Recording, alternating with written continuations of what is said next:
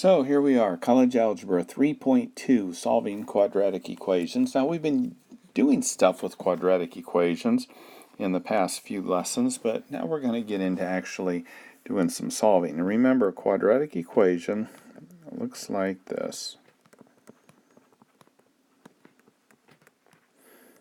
Sorry, that's a plus sign. Plus equals 0. A cannot be equal to 0. Because if it is, 0 times x squared is 0, and that gives us a linear equation, bx plus c. So since we don't want that, then a cannot be 0. All right, so that's called a quadratic equation, and solutions to some quadratic equations can be found using factoring. Golly, my handwriting's terrible. Using factoring.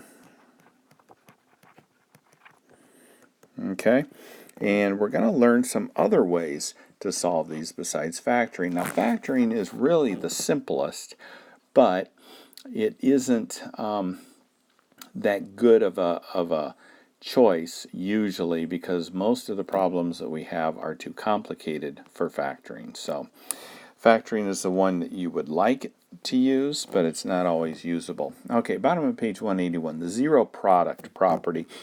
Basically, all that means is that when we have two numbers that we're multiplying together, let's call them x and y, if they equal to 0, one of these is 0, because any number times 0 equals 0, or they're both equal to 0. Okay, and that's basically what the zero product property is. Two numbers multiplied together give you 0, and that's very important when you're solving quadratic equations. So let's start out with example 1, solving quadratic equation by factoring 3. Oops, let me get my pen to work here. 3x squared plus 7x equals 6. Okay, so first step we're going to do is make this equal to 0, which means we have to move that to the other side.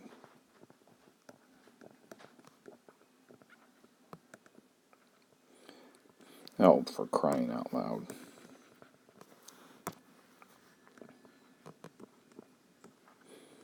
This pen just doesn't quite work as the way I want it to. Oh, forgot my squared up there.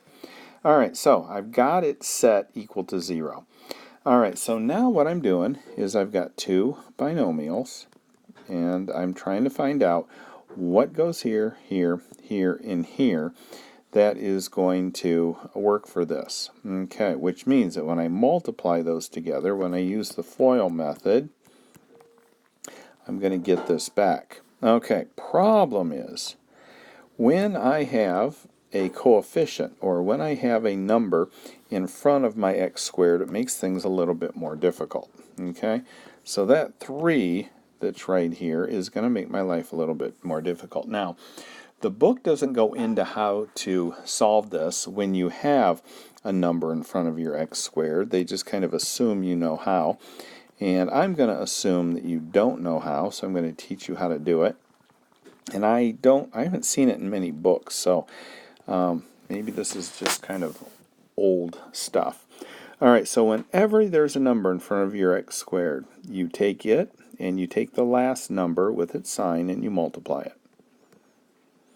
Okay, so now what I'm doing is I need to find a number, two numbers multiplied together that give me a negative 18, added together give me a 7. Okay, and there's a whole lot of numbers multiplied together that give me negative 2 and 9, 2 and negative 9, 18 and 1, 18 and 1, 1 is negative, 1 is there. I've got a 3 and a negative 6, I got a negative 3 and a 6, and that's it. So one of those have to work. Okay, so which pair of these do I add to get, multiply to get negative 18, do I add together and get a positive 7? And in this case, it ends up being that.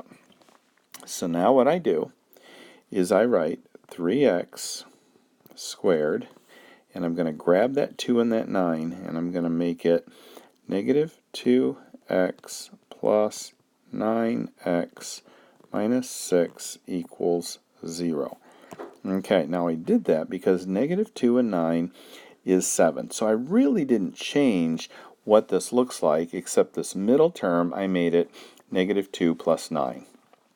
Okay, now what I'm going to do, I'm going to put parentheses around this one, parentheses around this one, and I'm going to factor an x out of there, and I'm left with 3x minus 2.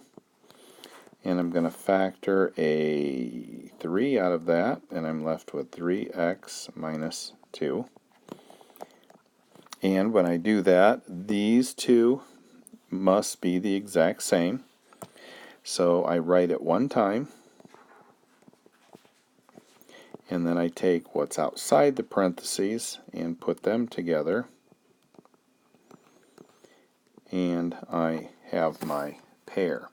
Okay, this is almost impossible to do without this method, and I don't know why the book didn't show this. But what we need to do then is set this one equal to 0 and this one equal to 0.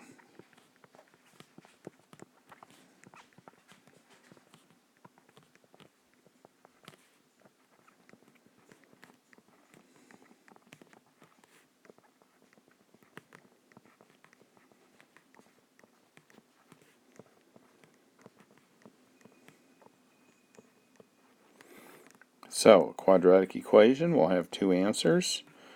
Almost always. We'll get into some chances or opportunities where it doesn't.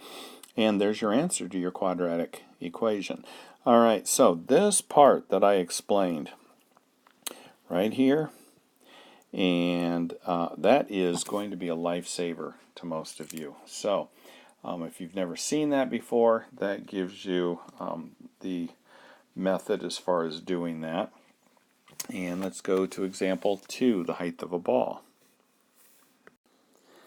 Okay, so the height above ground of a ball thrown upward at 64 feet per second from the top of an 80-foot high building is modeled by, and that's what I'm interested in, is the formula.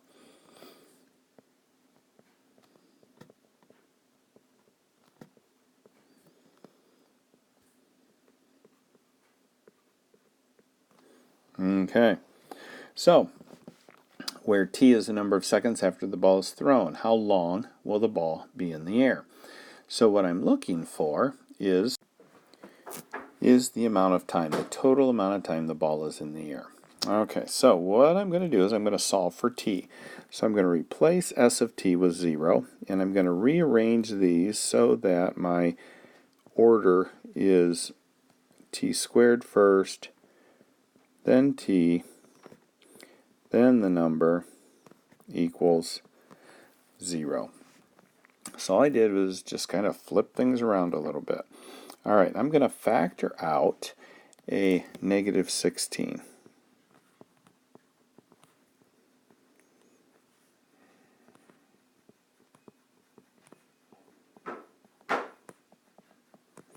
And notice when I took a 16 or a negative 16 out of 64, it left this with a negative, so that when I take negative 16 times negative 4, I get my positive 64 back. Negative 16 times negative 5, I get my positive 80 back.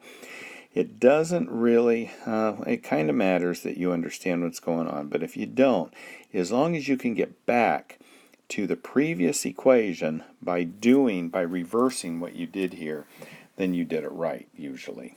Okay, so I took out a negative 16. And when I take out that negative 16, it, for the most part, just goes away. We don't even need it. Okay, so there's my equation. So it looks like it's easily factorable because there's no number in front of here. I've got two numbers multiplied together that give me a 5, and added or subtracted give me a negative 4. So I'm looking for two numbers multiplied together give me negative 5. So, and added give me a negative 4. So in order to get a negative 5, I have to have a positive number and a negative. So let's do positive, no, let's do positive 1, negative 5. Okay, because Negative 5 times 1 is negative 5. Negative 5 plus 1 is negative 4, which gives me t plus 1 equals 0, or t equals negative 1, or t minus 5 equals 0, or t equals 5. Okay, time, negative 1. Cannot have a negative time, so we know that doesn't work. So our time is 5. Okay, so what does that mean? The time in the air starts at t equals 0, before time begins. Okay?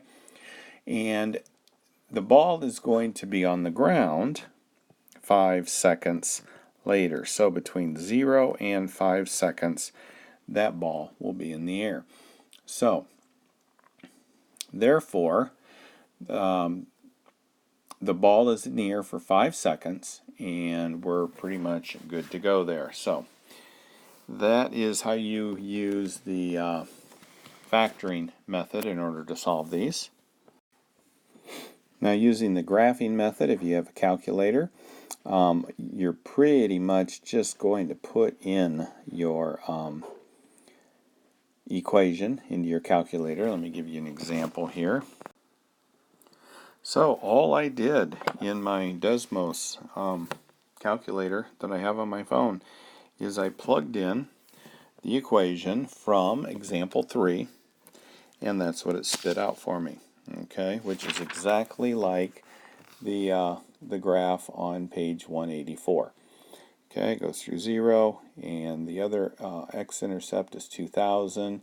It maxes out a little less than 10,000, so I can get my information there. Alright, so let's go to example 4, graphing and factoring methods combined. And we'll go ahead and start that on the next video.